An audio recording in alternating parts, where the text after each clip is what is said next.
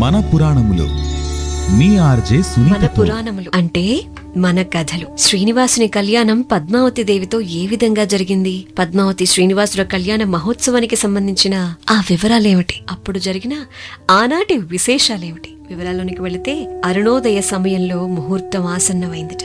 వశిష్ఠ మహర్షుల వారు ధరణీదేవిని ఆకాశరాజును పిలిచి శ్రీనివాసునికి పాదపూజలు గావించమని చెప్పగా వారు పాలు, పన్నీరు, అగరు, చందన, పుష్ప, అక్షతలు, ధూపదీపాలతో శ్రీనివాసునికి పాదపూజ చేశారట. ఆ తర్వాత శ్రీనివాసుని ముత్యాల పల్లకీపై కూర్చుండపెట్టి కర్పూర నీరాజనాలు ఇచ్చి విడిది గృహం నుంచి దేదీప్యమానంగా వెలిగేటువంటి కళ్యాణ మండపానికి తీసుకుని వెళ్లి రత్న ఖచ్చితమైన పెళ్లిపీటపై కూర్చోబెట్టారట. అంతటి వశిష్ఠుడు, బృహస్పతి, బ్రహ్మ వేదమంత్రాలను పఠిస్తూ ఉండగా ధరణీదేవి పద్మావతిదేవిని పెళ్లిపీటపై కూర్చుండబెట్టి ఆకాశరాజు పద్మావతిదేవి చేతిని పట్టుకుని ధరణీదేవి బంగారు పాత్రతో జలం పోయిచూ ఉండగా శ్రీనివాసునకు కన్యాదానం చేశారట. వశిష్ఠుడు శ్రీనివాసునికి పద్మావతిదేవికి కంకణాలను కట్టి ముత్తైదువులందరూ కూడా గానం చేస్తూ ఉండగా జ్యోతులను చేతబట్టి హారతులెత్తి శ్రీనివాసుడు పద్మావతిదేవి మెడలో మాంగళ్యాన్ని కట్టగా బ్రహ్మ, మహేశ్వరులు మొదలైన దేవదేవతలందరూ కూడా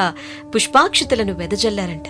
సరస్వతీదేవి, పార్వతీదేవి శ్రీనివాసునికి, పద్మావతికి మంగళహారతులు పట్టారట.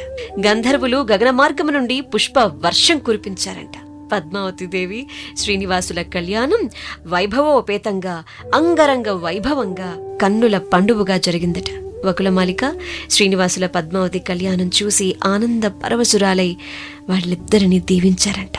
కళ్యాణం అయిపోయిన తర్వాత ఆకాశరాజు తన అల్లుడైనటువంటి శ్రీనివాసునికి కట్నంగా వజ్ర వైఢూర్యం మణిమాణిక్యాలతో పొదగబడిన బంగారు కిరీటము, 2,14,000 బంగారు నిష్కమలు, మనులు పొదిగినటువంటి కంఠహారాలు, మాణిక్య పతకాలు, మకర కుండలాలు, సింహతలాట కంకణాలు, రవ్వల ముద్రికలు, బంగారు మొలత్రాడు, అపరంజి పాదరక్షలు, భోజనం చేయుటకు బంగారు పాత్రలు, రత్న కంబళ్ళు, 1000 ఏనుగులు, 10,000 అశ్వములు, దాస దాసి జనములు మొదలైన అనేక బహుమానాలను సమర్పించారట.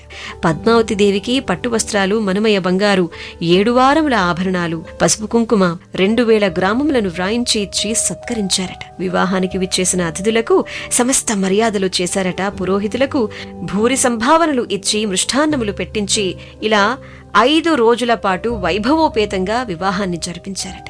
వివాహం జరిపించాక ధరణీదేవి, ఆకాశరాజు శ్రీనివాసునికి ఏం చెప్పుంటారంటారు? తరువాత ఏం జరిగిందంటారు?